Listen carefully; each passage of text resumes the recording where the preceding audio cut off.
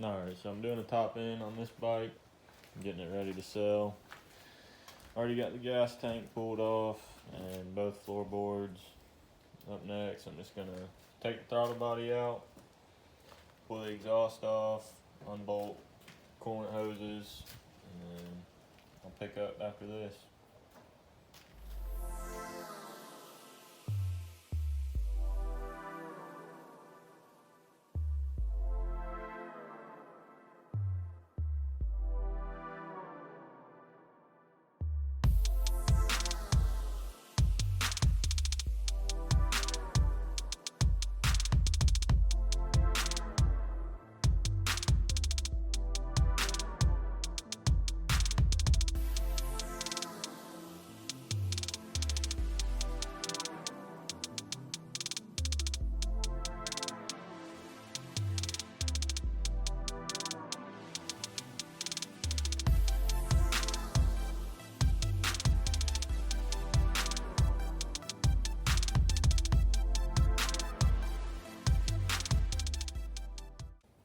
Alright, so up next, I'm going to go ahead and do this top motor mount, get the valve cover taken off, and then 2 bolts down there underneath the snorkel pipe, and then 4 bolts for the head, and I'll just go ahead and slide this off.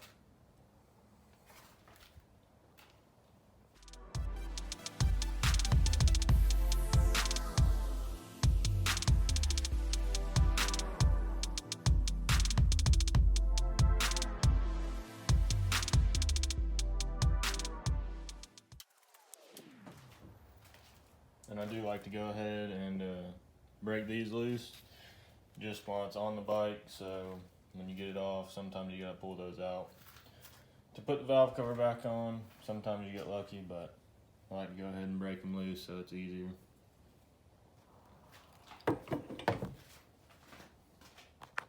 Now on the valve cover, do all the bolts on the top except these 2 right here. Those hold the rocker arms in place to the top of the valve cover, so you don't have to take those off.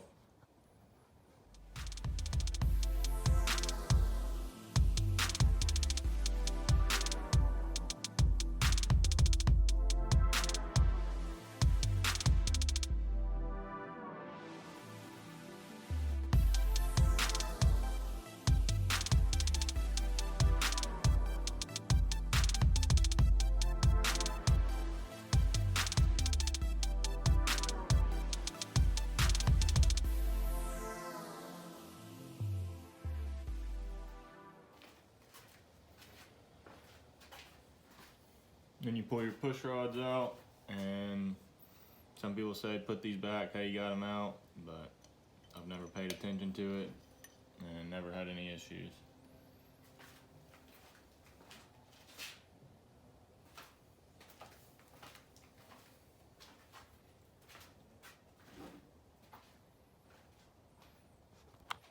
And then from here, you need 2 12s on the outside.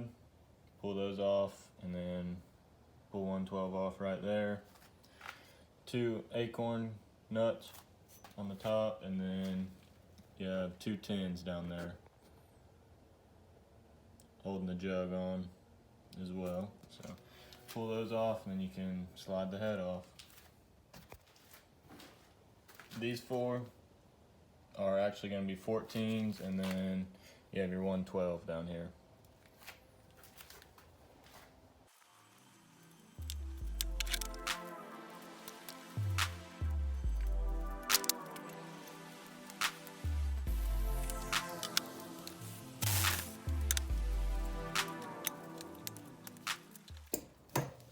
And when you're taking these off, you want to do a crisscross pattern. Just loosen each one up a little bit at a time until they're easy enough to pull off with your hand, just so you don't warp the head or anything.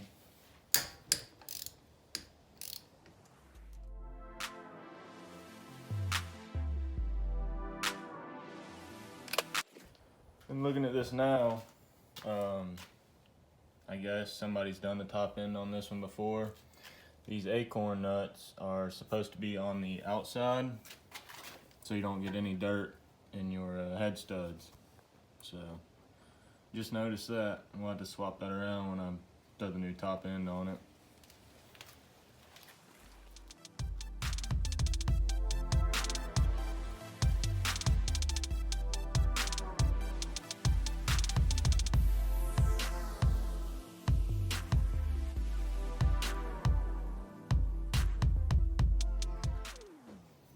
On this one, I'm just pulling head and the jug off all at the same time because I went ahead and did the 10 mil bolts that hold on the jug down there.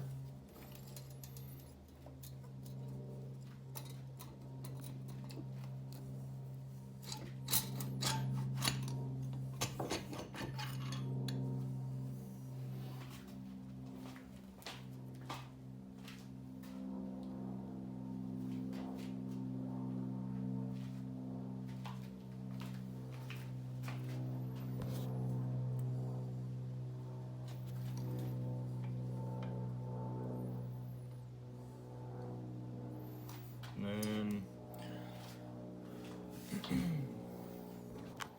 just so I don't drop the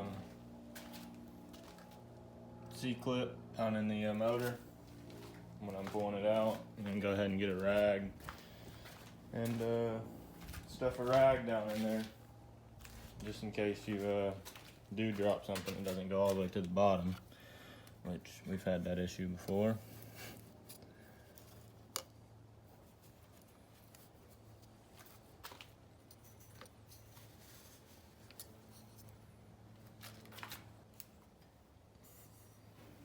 It doesn't matter which one you pull out, just whichever one's easiest for you, whether you're left-handed or right-handed. But you're going to want a small pick or a small flathead screwdriver.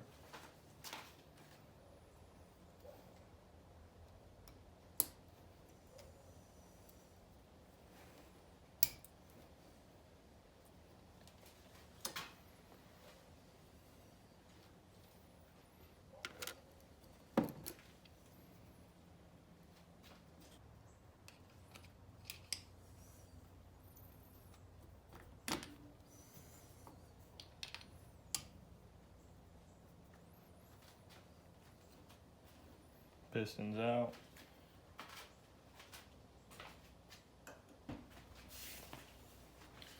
And then from here, you're going to want to check play in your crank. You don't want any up and down play, but you can have side to side. So that's side to side, and then up and down, I'm getting no movement at all.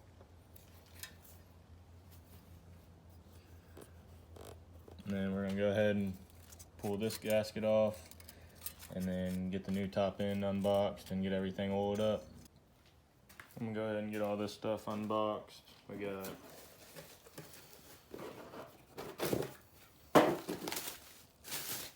jug, piston rings, piston, new wrist pin, C-clips.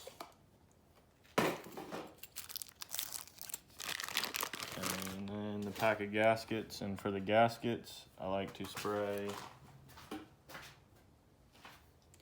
copper spray on them, just to make sure everything seals good. You don't have any leaks when you go to tighten everything down. Only on the head gasket and the bottom metal gasket for the jug and between the motor.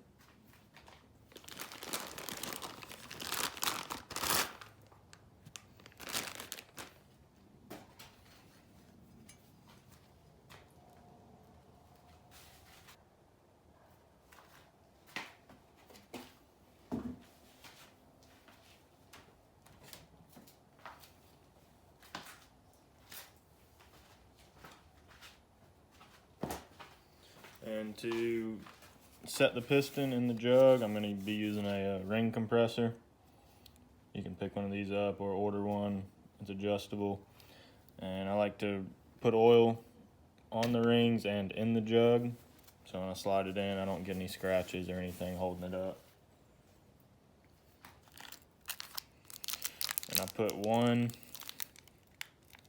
C-clip in the piston, and then I'll slide the wrist pin halfway in just so it's easier to get on the rod.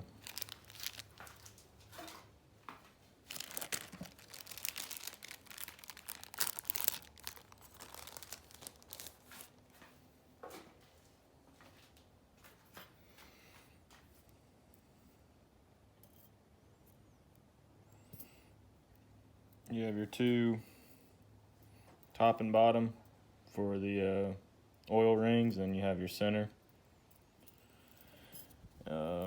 You have a thicker and a thinner piston ring. Thicker one goes on the bottom, thinner one goes up top. And for your oil rings, you're going to do the center first because it has little stops on the back, and the top and bottom, just so you can these aren't running on the piston itself when you put them on. Got the bottom one on, now doing the top.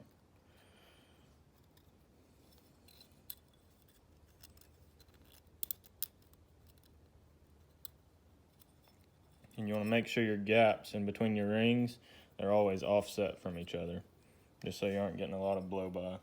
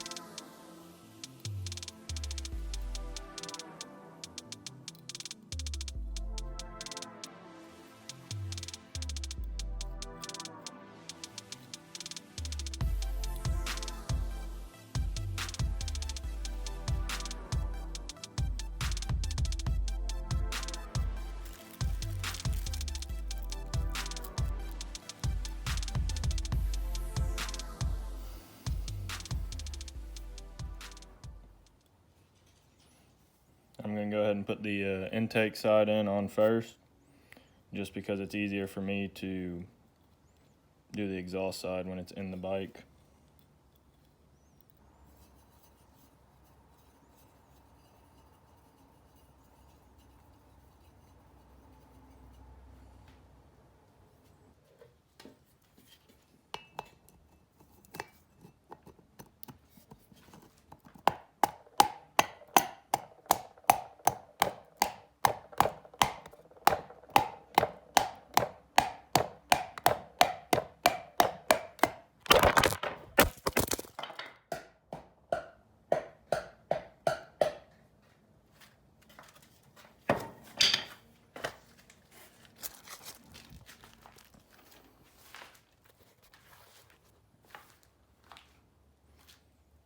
Alright, piston's in. If I had a better tripod than this, I think my phone would have stayed up. This is how I get this piston set in there. And then you have your clip on this side already. Get your wrist pin in there just a little bit, and you can slide it down, put it on your rod, and then put your other pin in there, or C-clip. And now I'm going to use some of this on the gaskets, and then we can throw it all back together.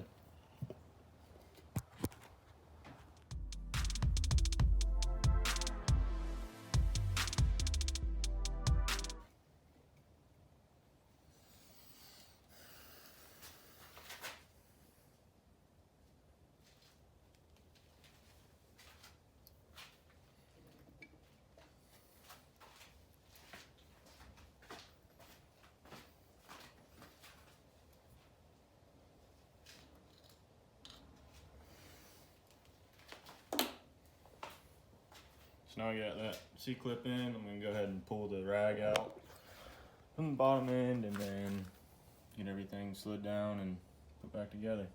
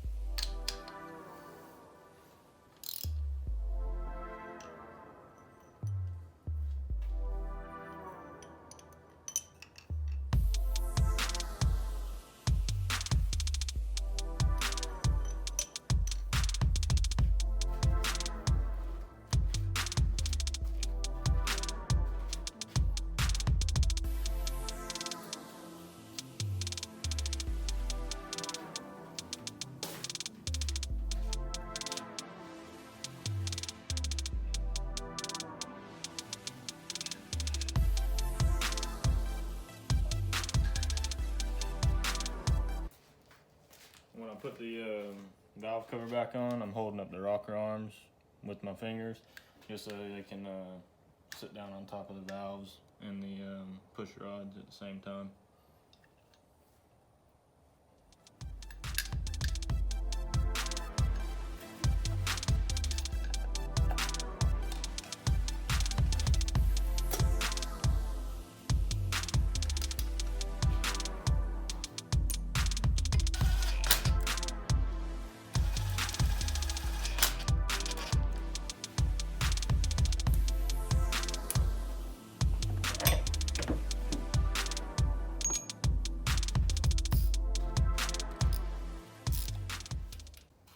So to adjust these valves, I'm gonna use 10mm wrench, feeler gauge, and then a small flathead. And it's doable with the gas tank on there, you just have to lift it up a little bit. But while it's all apart, I'm gonna go ahead and adjust them and go from there. I'm gonna set the intake to 0.006, and then the exhaust is gonna get set to 0.009. I'm using a feeler gauge for that. But break the nut loose, back out the screw, and then put your feeler gauge in there. Tighten the screw up until you got a little tension on the feeler gauge, moving it back and forth, and then you're gonna hold the screwdriver in place, don't let the screw spin, and then tighten up the nut, and then you're all set. I'm gonna turn the motor over until I have one rocker arm tight and one loose, and I'm gonna adjust the loose one when I get there.